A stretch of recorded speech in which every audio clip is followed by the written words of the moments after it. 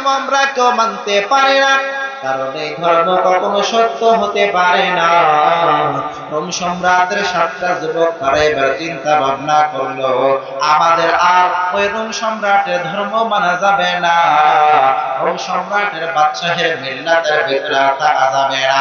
গোপনে গোপনে 7টা যুবক তারা এবার কালেমা পড়ে ইসলাম ধর্ম গ্রহণ করে নিলে। আতিনা ফি দার দুনিয়া না হাসান, আতিনা ফি দার উকবানা হাসান, ইয়া গিয়াসাল মুস্তাগীসিন নাহদিনা লফতিকারা বিল উলুমি ওয়াল গিনা, হর গরিদে নেকে তু তৈয়ার হায়, जो न मांगे उसे तो बेजार है। ও যশোর সদরের মানুষ, একটু মনোযোগের কান লাগায় বোঝার চেষ্টা করবেন রে বাবা।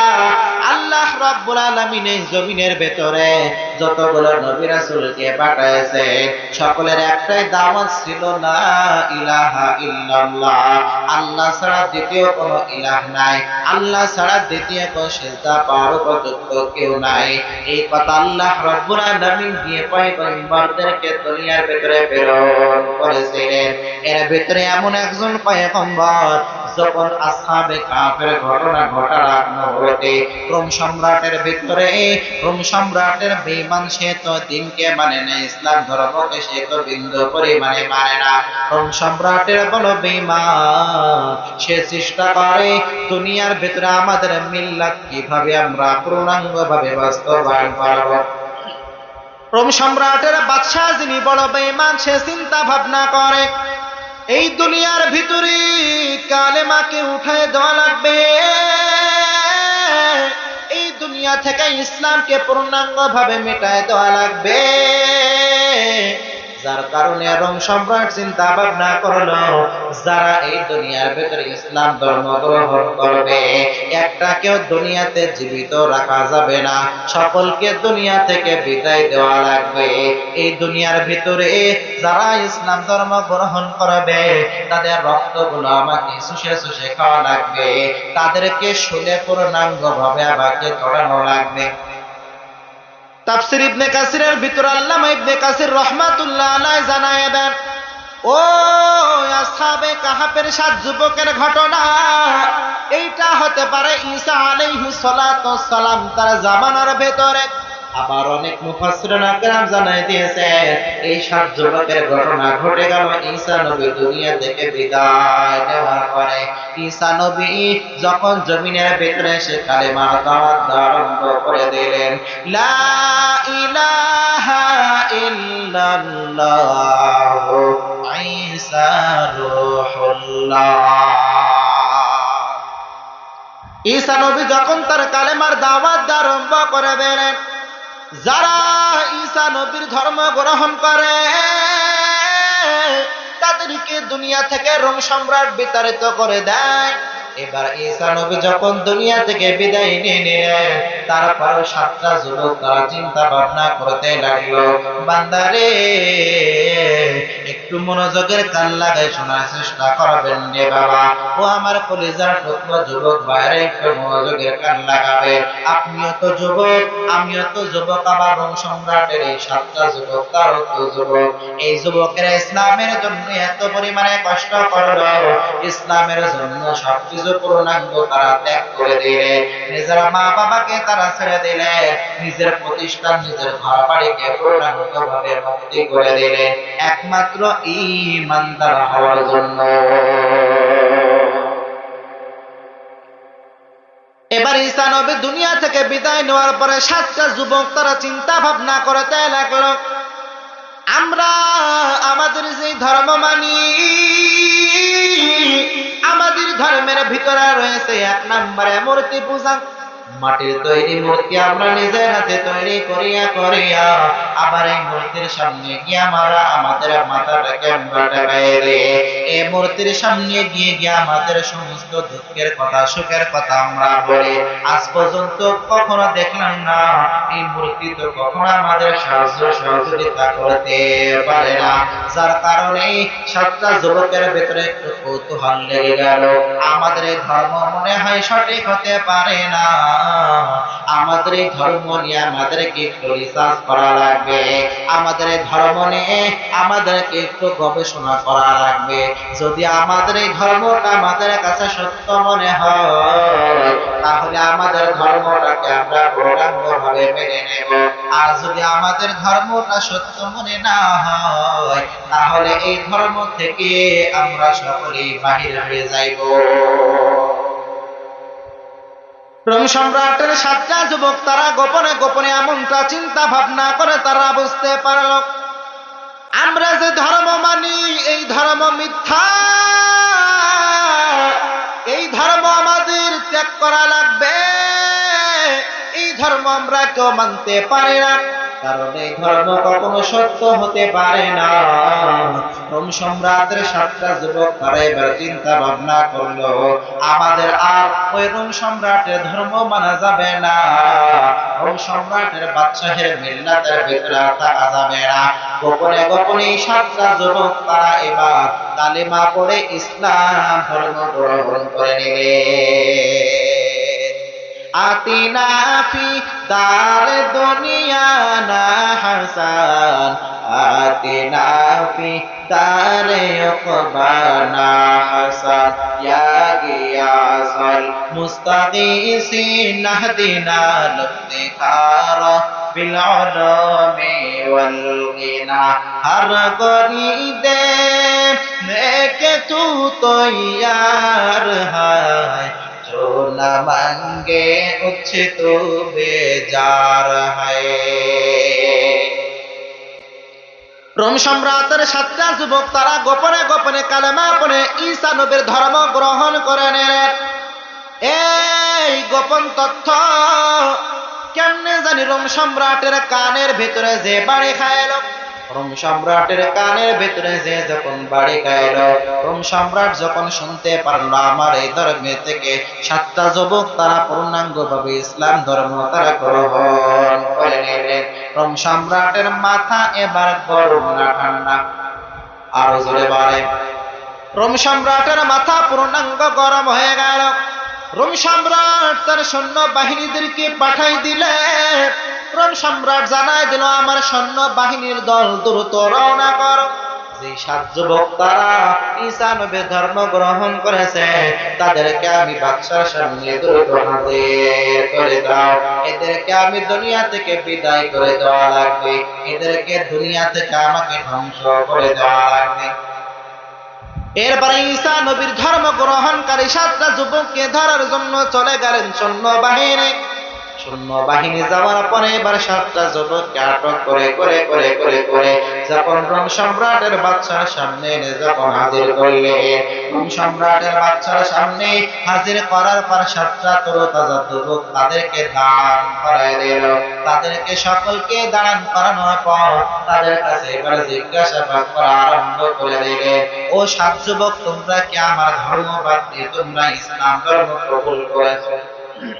সাতজন যুবক তারা বাচ্চার সামনে পূর্ণাঙ্গ ভাবে জবাব দিয়ে দিলেন, বালা, হ্যাঁ বাচ্চা, আমরা সকলে কালেমা পড়ে পড়ে আমরা ইসলাম ধর্ম গ্রহণ করে নিয়েছি। রোম সম্রাটের বাচ্চা সে এবার সুন্দর ভাবে জানাই দিল, ও সাতজন যুবক তোমরা ইসলাম ধর্ম গ্রহণ করেছো, ভালো কথা, তোমরা কি জানো না আমি রোম সম্রাট যারা ঈসা নবীর ধর্ম গ্রহণ করে তাদেরকে আমি দেখতে পারি না, তাদের রক্তগুলো আমি শুষে শুষে খাইতে বড্ড ভালোবাসি, তাদেরকে দুনিয়া থেকে বিদায় করে দেওয়া এটা হলো আমার নেশা, এটাই হলো আমার পেশা। যারা এই দুনিয়ার ভিতরে ইসলাম ধর্ম গ্রহণ করবে তাদেরকে শুলে চড়াইতে পারলে আমার বড্ড ভালো লাগে, আমার বড্ড মজা লাগে, এটাকে তোমরা জানো না? রোম সম্রাটের সাতটা যুবক তারা রোম সম্রাটের সামনে দাঁড়ায় জানায় দেন, রোম সম্রাটের বাদশা আমরা খুব ভালো করে জানি আপনি ইসলাম ধর্ম দেখতে পারেন না। আপনার মিল্লাতের ভিতর থেকে যারা বাহির হয়ে গিয়েছে তাদেরকে বিন্দু পরিমাণে আপনি পছন্দ করেন না। তাদেরকে দুনিয়া থেকে বিতাড়িত না করে আপনি বিন্দু পরিমাণে থাকতে পারেন না। তাহলে তোমরা কেন ইসলাম ধর্ম গ্রহণ করলা? কোন সম্রাটের বাদশার সামনে 7 জন তরতাজা যুবক জানাই দিল, সম্রাটের বাদশা আমাদেরকে যদি দুনিয়া থেকে বিদায় করে দেয় তারপরও আমরা আমাদের ইসলাম ধর্ম আমরা ত্যাগ করব না। এরপরে রোম সম্রাট চিন্তা ভাবনা করলো, এদেরকে কোনো কায়দায় তো আমার ধর্মের ভিতরে আবার নিয়ে আসা যাবে না। রোম সম্রাটের 7টা যুবক তারা এবার রোম সম্রাটের বাদশার সামনে দাঁড়ায় পড়েন, ও রোম সম্রাটের বাদশা, আমরা আমাদের ভেতরে পূর্ণাঙ্গ কালেমা আমরা ঢুকাই নিয়েছি, আমরা ঈসা নবীর ধর্ম আমরা পূর্ণাঙ্গ ভাবে আমরা গ্রহণ করে নিয়েছি, আমরা পড়ে নিলাম লা ইলাহা ইল্লাল্লাহু ঈসা রূহুল্লাহ। আমরা ঈসা নবীর ধর্ম গ্রহণ করে নিয়েছি, আমরা আল্লাহর একত্ববাদকে বিশ্বাস করে নিয়েছি, একমাত্র আল্লাহ ছাড়া আর দ্বিতীয় কোনো ইলাহ নাই, একমাত্র আল্লাহ ছাড়া দ্বিতীয় কোনো মাবুদ কেউ নাই, একমাত্র আল্লাহ ছাড়া সিজদা করার উপযুক্ত আর কেউ হতে পারে না, পারে না, পারে না। এটা আমরা পূর্ণাঙ্গ ভাবে মেনে নিলাম, বিশ্বাস করে নিলাম। রোম সম্রাটের মাথা তো আরো বড্ড গরম হয়ে গেল। রোম সম্রাট চিন্তা করলো, এরা তো যুবক মানুষ, বয়স মাত্র 17, 18, 19, 20 বছর বয়স, এদেরকে এখন আমি কোনো শাস্তি দেওয়া যাবে না, কারণ এদের চিন্তাধারা কখন কোন দিকে চলে যায় বলা যায় না। রোম সম্রাট এবার 7টা যুবককে ডাক দিয়ে জানায় দিল, ও 7 যুবক শুনে নাও, তোমাদেরকে আমি বাদশা 3 দিনের আলটিমেটাম দিলাম। কয় দিনের? আরো জোরে বলেন। 3 দিনের আলটিমেটাম দিয়ে দিলাম। এই 3 দিন আমি তোমাদের সময় দিয়ে দিলাম। এই 3 দিনের ভেতরে তোমরা তোমাদের মিল্লাত থেকে আমি রোম সম্রাটের মিল্লাতের ভিতরে আসা লাগবে, ঈসা নবী ধর্ম থেকে আমার ধর্মের ভিতরে পূর্ণাঙ্গভাবে আসা লাগবে। যদি 3 দিনের ভিতরে আমার ধর্মের ভিতরে না আসো তাহলে তোমাদের 7 জনকে দুনিয়া থেকে আমি রোম সম্রাট বিদায় করে দিব। এরপরে 7 জন যুবক রোম সম্রাটের রাজ্য থেকে বাহির হওয়ার পরে তারা একটা পরামর্শ করল, আমরা যদি রোম সম্রাটের ভিতরে থাকি তাহলে রোম সম্রাটের বাদশা আমাদের দুনিয়ার ভেতরে জীবিত রাখবে না, এমনকি আমাদের ধর্ম থেকে আমাদের লাঞ্ছিত করে দেবে, আমাদের ধর্ম থেকে পূর্ণাঙ্গ ভাবে আমাদেরকে বাহির করে দেবে। যার কারণে 7 জন যুবক এবার পরামর্শ করলো, এই রোম সম্রাটের ভিতরে আমাদের আর থাকা যাবে না। 7 জন যুবক চিন্তা ভাবনা করলো, তাহলে জঙ্গলের ভিতরে আমাদেরকে কোথাও আস্তানার ভিতরে আমাদের ঢোকানো লাগবে, কোথাও আমাদের একটু গোপন আস্তানার ভিতরে আমাদের একটু লুকায় লুকায় থাকা লাগবে। 7 জন যুবক এবার পূর্ণাঙ্গ ভাবে একটা জঙ্গলের ভেতরে চলে গেলেন। জঙ্গলের ভেতরে যাওয়ার পর জঙ্গলের সামনে গিয়ে দেখে বড় একটা গুহা রয়েছে। এই গুহার সামনে দাঁড়ায় 7 জন যুবক এবার আল্লাহর কাছে দোয়া করে নিলেন। যে দোয়াটা আল্লাহর কাছে করলেন, এই দোয়াটা আল্লাহর কাছে এত পরিমাণে পছন্দ হয়ে গিয়েছে, আল্লাহ রাব্বুল আলামিন এই দোয়াটা সূরা কাহফের 10 নম্বর আয়াতের ভিতরে সুন্দরভাবে দিয়ে দিয়েছে। তারা দোয়া করে নিলেন, ইজ আওয়াল ফিতয়াতু ইলাল কাহফি ফাকালু রব্বানা রব্বানা আতিনা মিন লাদুনকা রাহমা ওয়া হাইয়্ লানা মিন আমরিনা রাশাদা। 7 জন যুবক এবার আল্লাহর কাছে দোয়া করলেন, আল্লাহ তুমি ছাড়া এই গুহার ভেতরে আমাদের আশ্রয় দেওয়ার মতো আর কেউ হতে পারে না, তুমি ছাড়া এই গুহার ভেতরে আমাদের পূর্ণাঙ্গ ভাবে আমাদের থাকার কোনো অ্যাবিলিটি নাই। আল্লাহ আল্লাহ গো এই গুহার ভেতরে থাকার মতো কোনো অ্যাবিলিটি আমাদের সাতজনের কারণ নাই। তুমি যদি রহম না করো, তুমি যদি আমাদের সহযোগিতা যদি না করো, তাহলে এই গর্তের ভেতরে গুহার ভেতরে আমরা থাকতে পারি না। যার কারণে সাতটা যুবক তারা আল্লাহর কাছে দোয়া করে নিলেন, রব্বানা আতিনা মিন লাদুনকা রাহমা ওয়া হাইয়্যি লানা মিন আমরিনা রাশাদা। আল্লাহর কাছে দোয়া করলেন, আল্লাহ এই গর্তের ভিতরে সুন্দরভাবে থাকার ব্যবস্থা আপনি করে দেন। আপনি যদি আমাদের যদি সহযোগিতা না করেন, তাহলে এই গুহার ভিতরে থাকার কোনো অ্যাবিলিটি আমাদের ভিতরে নাই। আল্লাহ গো, আপনি আমাদের একটু সহযোগী হয়ে যান আল্লাহ। তার মানে নিজেদেরকে একটু বিনয় বানায় নিল, নিজেদেরকে একটু ছোট্ট বানায় তারা আল্লাহর কাছে দোয়া করে নিলেন। এই দোয়াটা আমার আল্লাহর কাছে এত পরিমাণে বড় পছন্দ হয়ে গেলে, যার কারণে এই দোয়াটা আল্লাহ পাক কোরআনের ভিতরে দিয়ে দিয়েছে। তাহলে এই দোয়াটা আমার আল্লাহর কাছে পছন্দ হয়েছে কি হয় নাই? এখান থেকে আমাদের মুসলিম উম্মার জন্য শিক্ষণীয় বিষয় হলো, দুনিয়ার ভিতরে আপনি যে কোনো কাজকর্ম করবেন, প্রতিটা কাজের শুরুতে একটু দোয়া আপনাকে করা লাগবে। দুনিয়ার ভিতরে আপনি যে কোনো জায়গায় বাইর হইবেন, আপনাকে দোয়া করা লাগবে। মসজিদের ভিতরে যাইবেন, দোয়া আছে না নাই? আরো জোরে বলেন। মসজিদ থেকে বাহির হয়ে যাইবেন, দোয়া আছে না নাই? আবার আপনি সফরে বাইর হয়ে যাইবেন, দোয়া আছে। সফর থেকে বাসার ভিতরে রওনা করবেন, দোয়া আছে। ওরে আল্লাহর বান্দা, দুনিয়ার ভিতরে যে কোনো কর্ম করবেন, প্রতিটা কর্মের শুরুতে দোয়া আছে, শেষে দোয়া আছে। আপনি নৌকার ভিতরে উঠেছেন, নদীর ভিতরে, আপনি স্টিমারের ভিতরে উঠেছেন, লঞ্চের ভিতরে আপনি উঠেছেন, আপনাকে দোয়া করা লাগবে। আল্লাহ রাব্বুল আলামিনের কাছে পূর্ণাঙ্গভাবে বলা লাগবে, বিসমিল্লাহি মাজরিহা ওয়া মুরসাহা ইন্না রাব্বিনা গফুরুর রহিম। আল্লাহকে বলা লাগবে, আল্লাহ এই নদীর ভিতরে, পানির ভিতরে আপনি যদি সহযোগিতা না করেন, তাহলে এই জায়গায় পূর্ণাঙ্গভাবে থাকার কোনো অ্যাবিলিটি আমাদের নাই। যদিও মাঝি নিজে বইটা চালাইতেছে, তবে মাঝির তো কোনো ক্ষমতা নাই নৌকাটাকে নিয়ন্ত্রণ করা। মেহেরবানি করে আপনি নৌকাটাকে আমাদের জন্য নিয়ন্ত্রণ করে দেন। মেহেরবানি করে স্টিমারটা, লঞ্চটা, জাহাজটা আমাদের জন্য আপনি নিয়ন্ত্রণ করে দেন। আপনি যদি নিয়ন্ত্রণ না করেন, তাহলে দুনিয়ার কারোর ক্ষমতা নাই নিয়ন্ত্রণ করা, ঠিক কিনা বলে? এরপরে আপনি দুনিয়ার ভিতরে কোন একটা যানবাহনের ভিতরে উঠে গেছেন। আমার যুবক ভাইরা তারা অনেকেই তো বাসগুলো ভাড়া করে চলে যায়, কক্সবাজারের ভিতরে যায় কি যায় না। আল্লাহর আজীব নিদর্শনগুলো রয়েছে ওই সাজেকের ভিতরে। অনেক আল্লাহর বান্দারা যুবক ভাইরা দৌড়ায়, কেউ বাইক নিয়ে দৌড়ায়, আবার কেউ বাস ভাড়া করে তারা ওই সাজেকের ভিতরে রওনা হয়ে যায়। ও আমার যুবক ভাইরা, তোমরা তো কুয়াকাটার সমুদ্র সৈকত দেখার জন্য এত পরিমাণে পাগল পারা হয়ে যাও।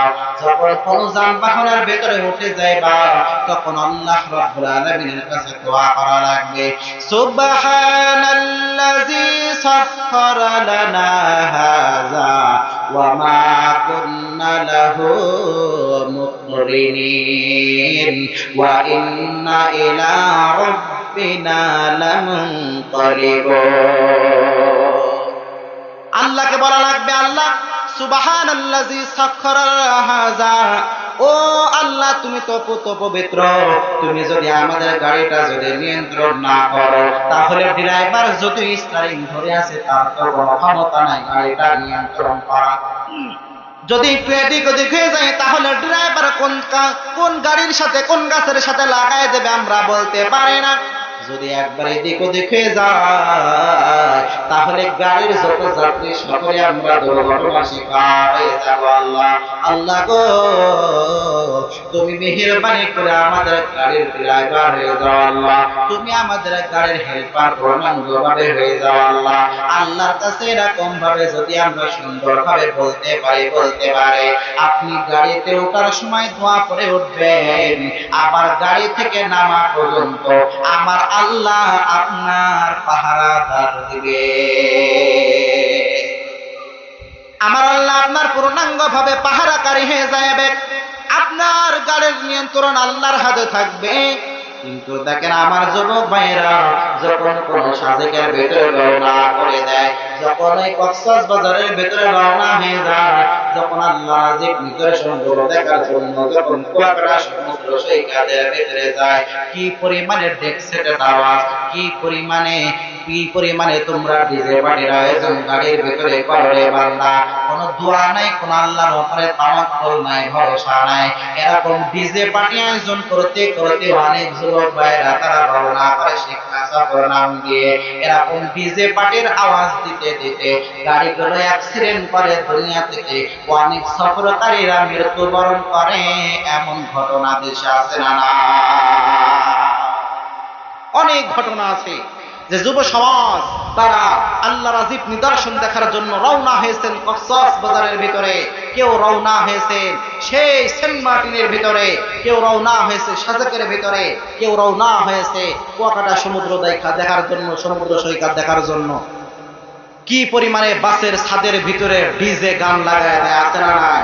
ওই যে তাহিরের একটা গান আছে, মুর্শিদ, এই যে তাহিরি সাহেব বলছে একভাবে, কিন্তু এইটারে যুব সমাজ মোটামুটি একটু বাজনা টাজনা দিয়ে ডিজে কায়দায় তৈরি করে এইটা যুব সমাজ কি অবস্থা করে ফেলছে। হ্যাঁ, এরকম ডিজে পার্টির আয়োজন। এরপরে যুব সমাজ যখন গায়ে হলুদের আয়োজন হয়, গায়ে হলুদের অনুষ্ঠানে ডিজে গানের আওয়াজে তো এলাকায় থাকাই যায় না, আছে না? নাকি আপনাদের যশোর সদরে নাই? এরপরে অনেকের বিবাহর অনুষ্ঠানে ডিজে পার্টি ধুমধাম বক্স গুলো নিয়ে চলে আসে, 2, 4, 5টা বক্স নিয়ে আসা লাগবে, তা না হলে আমার গায়ে হলুদ সম্পূর্ণ হবে না।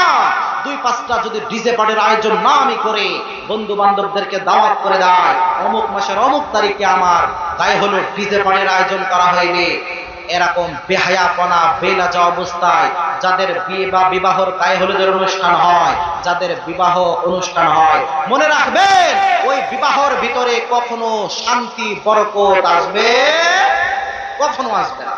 মনে রাখবেন, কখনো এক কাউকে কষ্ট দিয়ে আপনি সুখে থাকতে পারবেন না।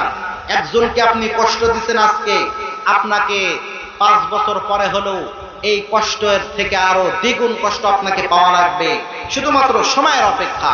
যার কারণে যুব সমাজদের জন্য এখান থেকে শিক্ষার বিষয়, যুব সমাজ এখনো যারা আনমেরিড আছেন, যারা এখনো বিবাহ করে নাই, তোমাদের জন্য আমার নসিহত হলো, এখন থেকে নিয়ত করো যে আমার বিবাহতে অন্তত আর যাই হোক তাই হোক, আমি কোনো গায়ে হলুদের অনুষ্ঠানে আমি ডিজে পার্টির আয়োজন করব না, আমার বিবাহের ভিতরে কোনো বক্স মাইক এগুলো আমি আয়োজন করব না, এগুলো আমি নিয়ে আসবো না। কি যুব সমাজ নিয়ত করা যায় না? ইনশাআল্লাহ আল্লাহ রাব্বুল আলামিন কবুল ও মঞ্জুর করেন, আমিন।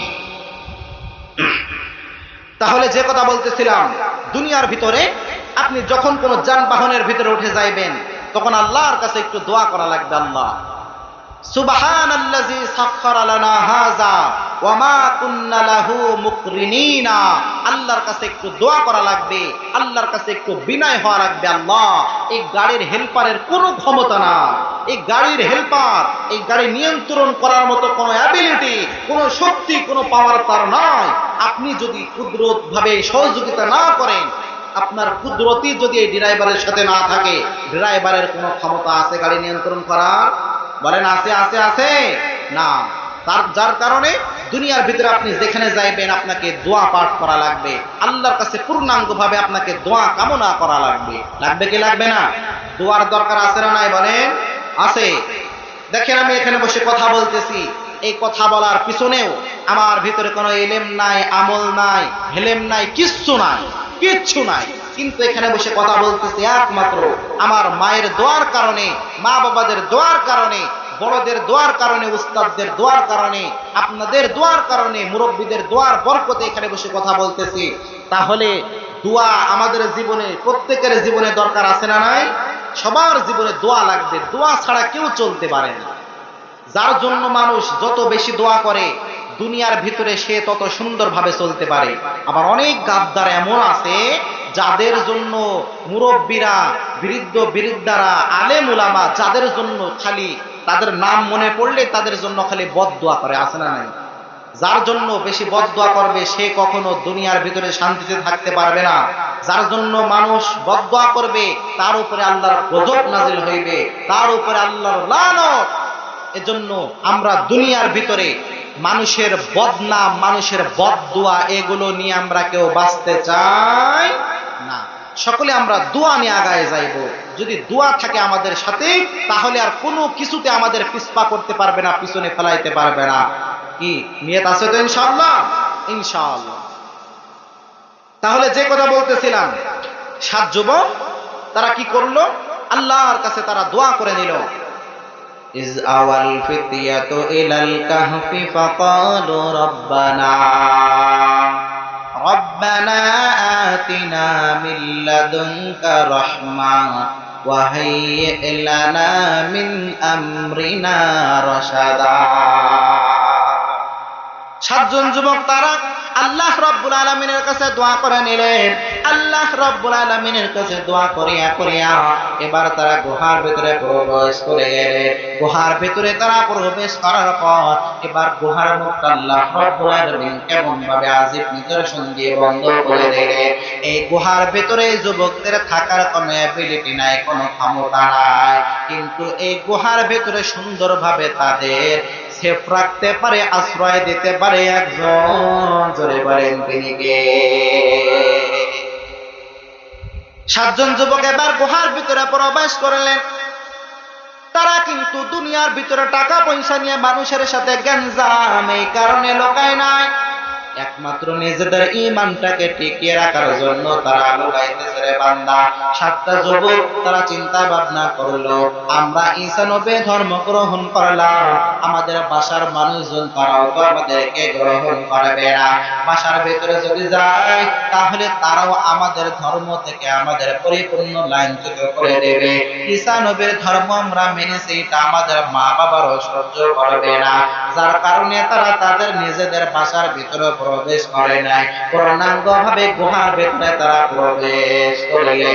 গুহার ভিতরে প্রবেশ করার পর আল্লাহ রাব্বুল আলামিন তাদের কানের ভিতরে একটা পর্দা দিয়ে দিলেন।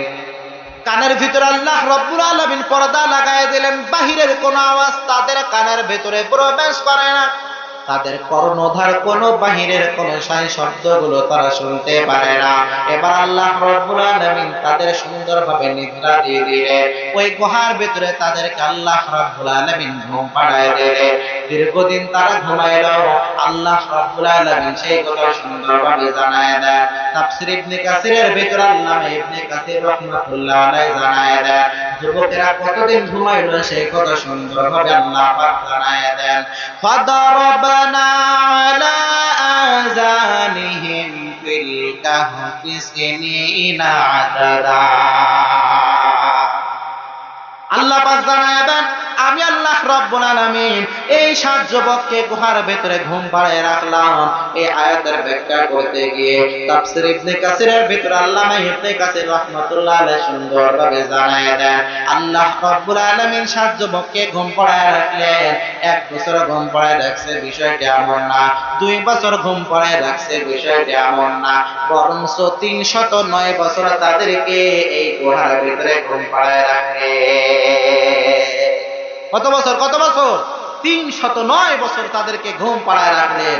মুরব্বীরা মনে মনে করছে, হুজুর ঘুমের ট্যাবলেট খেয়ে আমার ঘুম হয় না, আর আল্লাহ পাক এদেরকে গুহার ভিতরে 309 বছর ঘুম পাড়ায় রাখলেন কেমনে? কি চিন্তা ভাবনা হয় কি হয় না? অনেকের প্রশ্ন থাকতে পারে, মিয়া যেটা দুনিয়ার কোন ডাক্তার, কোন ডক্টর, কোন ইঞ্জিনিয়ারের দ্বারা সম্ভব না, ওইটা সম্ভব তো একজনের দ্বারা। জোরে চিল্লায় বলেন তিনি কে? আর জোরে বলেন তিনি কে?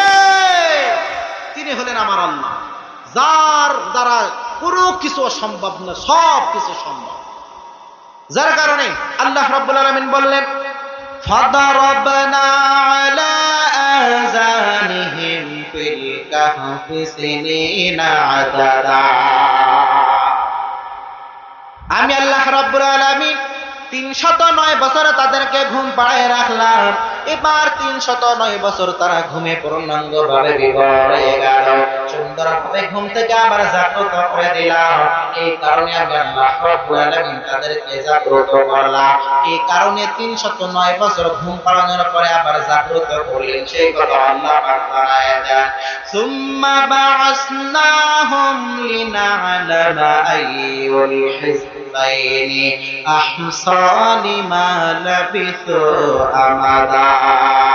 চিল্লায়ে পড়েন আল্লাহু আকবার।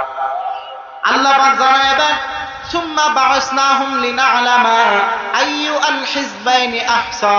আল্লাহ রাব্বুল আলামিন জানায় দেন, এই কারণে আল্লাহ রাব্বুল আলামিন 7 জন যুবককে 309 বছর ঘুম পাড়ানোর পরে আবার তাদেরকে আমি আল্লাহ রাব্বুল আলামিন জাগ্রত করলাম। এর কারণ হলো একটা, তারা তাদের ভিতরে নিজেদের ভিতরে কে কতটুকু বুঝতে পারে যে কত বছর ঘুমাইলো, কত সময় তারা নিদ্রায় থাকলো, কত সময় তারা ঘুমের ভিতরে বিভোর থাকলো। এইটা যেন তারা বুঝতে পারে, তাদের ভিতরে যেন এরকম মোকালামা হয়, কথাবার্তা হয়, যার কারণে আমি আল্লাহ রাব্বুল আলামিন দীর্ঘ সময় তাদেরকে ঘুমের ভিতরে বিভোর করে দিলাম। এরপরে 7 জন যুবক তাদের যখন ঘুম ভেঙে গেল, একজন আর একজনকে বলে, কি রে কতদিন ঘুমাইনি? কেউ বলে মাত্র 1 রাত ঘুমাইলাম। কয় রাত? কেউ বলে মাত্র 1 রাত ঘুমাইলাম। আর একজনকে বলে, তুই কতদিন ঘুমাইলি, কত সময় ঘুমাইলি? সে বলে, না আমি তো 1 রাত ঘুমাইনি, আমি 1 রাতের অল্প একটু অংশ ঘুমাইছি।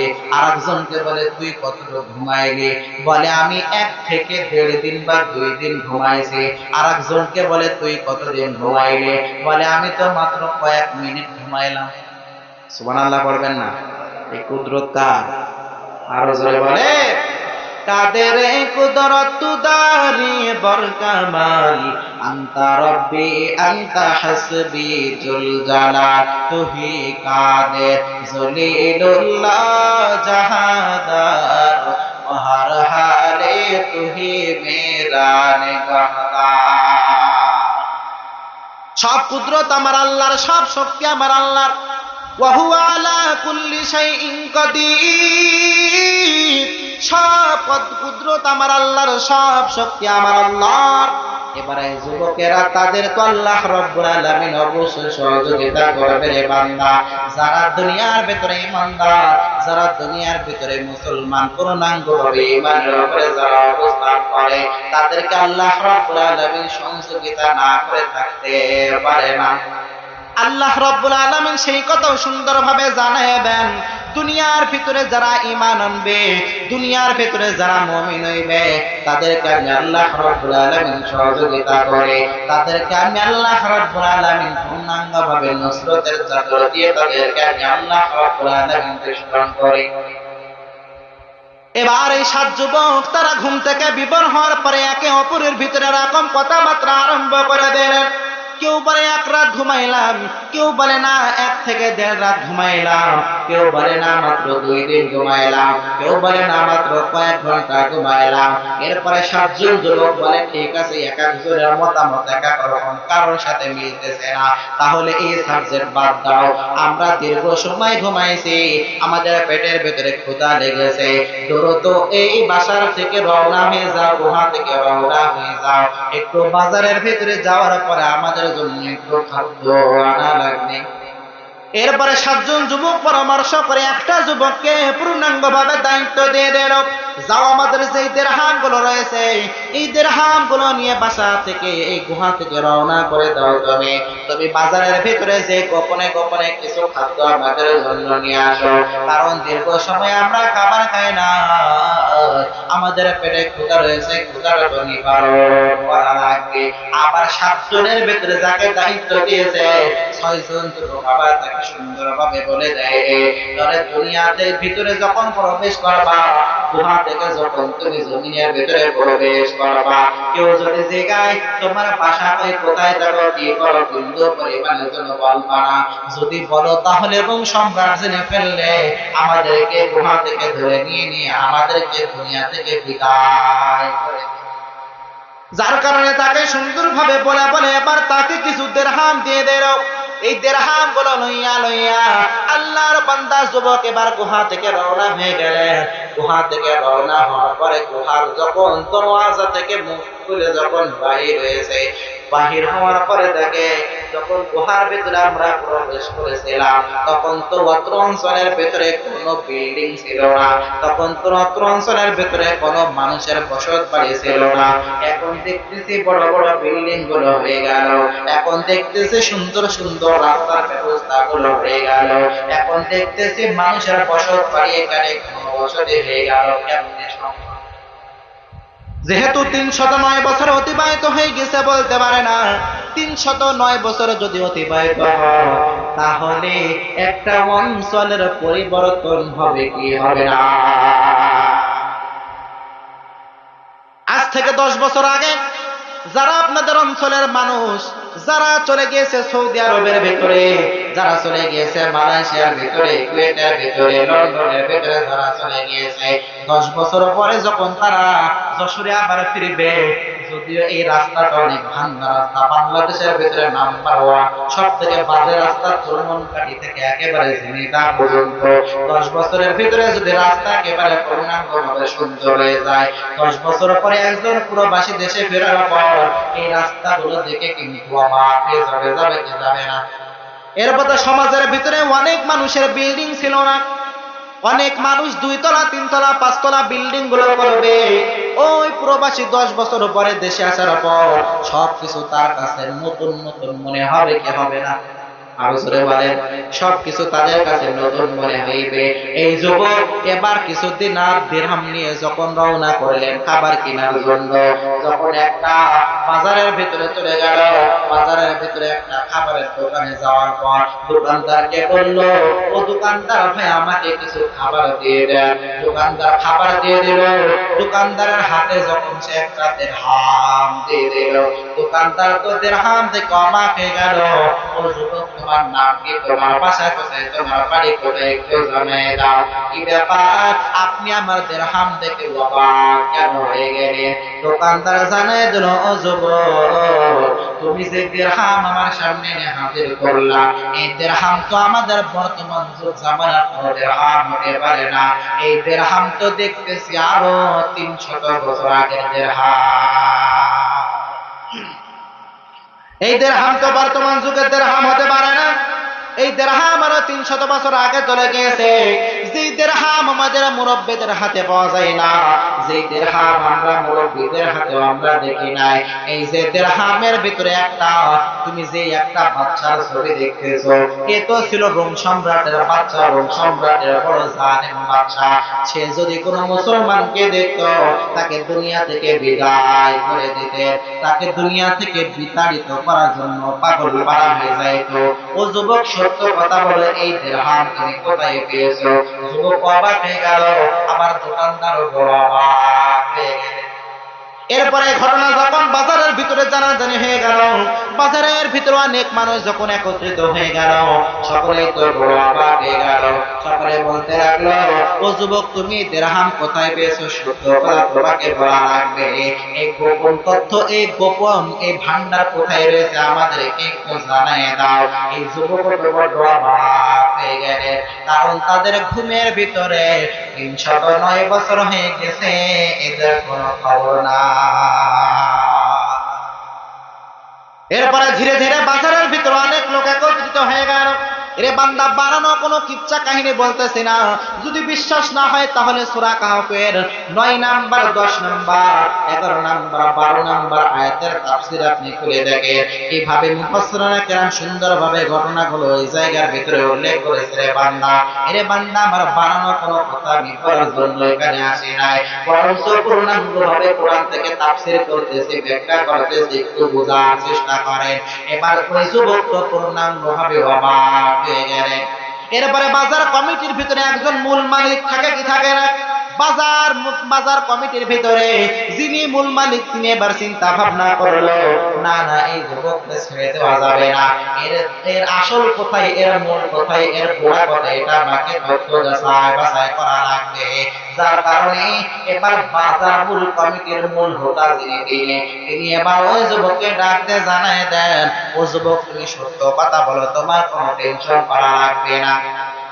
ওই যুবক যেহেতু চিন্তা করতেছিলেন এখনো মনে হয় রোম সম্রাটের জামানা রয়েছে, ওই বাজার কমিটির লোকজন জানায় দিল রোম সম্রাট সে তো আরো আগে দুনিয়া থেকে বিদায় নিয়ে নিয়েছে, রোম সম্রাটের জামানায় এখন না, এখন আমরা যারা দুনিয়ার ভিতরে আছি সকলে আমরা ঈসা নবীর ধর্ম আমরা গ্রহণ করে নিলাম, সকলে আমরা পূর্ণাঙ্গ ভাবে আমরা পড়ে নিলাম লা ইলাহা ইল্লাল্লাহ ঈসা রূহুল্লাহ। সকলে আমরা ঈসা নবীর ধর্মের অনুসারে। ও যুবক তোমার কোনো টেনশন করা লাগবে না। এরপরে যুবক যখন চিন্তা ভাবনা করলো যেহেতু সে রোম সম্রাটের জামানা এখন নাই, এবার যুবক ধীরে ধীরে ধীরে ধীরে সত্য কথা সবগুলো বলে দিল। ওই যুবক এবার ধীরে ধীরে সত্য কথা বলার পর এবার বাজার কমিটির সমস্ত মানুষগুলো তারা এবার ধীরে ধীরে গুহার কিনারায় চলে গেল। গুহার দরওয়াজা খুলে দেখে ওই গুহার ভিতরে আরো 6 জন শতাং হয়ে ঘুমায় রয়েছে। এবার বাজার কমিটির লোকজনকে জানায় দিল, ও যুবকেরা উঠো, তোমরা আর ঘুমাবে না, আর ঘুমানো তোমাদের লাগবে না, কারণ এই দুনিয়ার ভিতরে রোম সম্রাট এখনো জীবিত নাই, রোম সম্রাট দুনিয়া থেকে বিদায় নিয়েছে, সুতরাং তোমাদেরকে আর কোনো চিন্তা করা লাগবে না রে বান্দা, রোম সম্রাট দুনিয়া থেকে বিদায় নিয়েছে, তোমরা এবার উঠে যাও, তোমাদেরকে আমরা কর্মের ব্যবস্থা করে দেব। 7 জন যুবক বলে না আমরা কোনো কর্ম করতে রাজি না। 7 জন যুবক আবার ওই আসহাবে কাহাফের 7 যুবকরা আবার গুহার ভিতরে ঘুমায় গেল। ঘুমের ভিতরে তাদেরকে আল্লাহ রাব্বুল আলামিন মৃত্যু দিয়ে দিলেন।